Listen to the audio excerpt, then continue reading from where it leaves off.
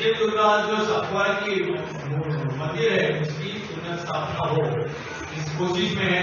वैसे श्री काली मंदिर है नेहरू करके, वहां पे भी कई लोगों ने जो जगह है वो मंदिर पे कोर्ट में जाके वो उसको उध्वस्त करे, वहां से निकाले, इस तरह से कई कोशिश चल रहे हैं। इसके लिए मंदिर महासंघ आगे जाके इस कार्य में सहकार्य कर रहा है।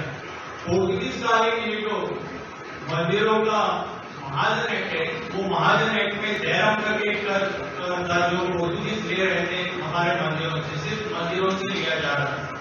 महासंघ की जो कोशिश की, आंदोलन किया, उसके माध्यम से ये जयराम कर तो रद्द हुआ है। लेकिन जब भी नई समिति हर 3 वर्ष के बाद जो गवर्नमेंट इलेक्शन होता है, मंदिर कमेटी का जो नई समिति आती है, वो समिति को अभी भी वो रूल है कि वो मामलेदार के ऑफिस में जाना पड़ता है, वहां जाके वो पर्ची देंगे। वो पोर्तुगीज कालीन जो अधिकार रहते थे, वो अधिकारी उनके सामने वो प्रतिज्ञा लेनी पड़ती थी, और आज भी वो बुला के प्रतिज्ञा लेने के लिए बुला रहे हैं।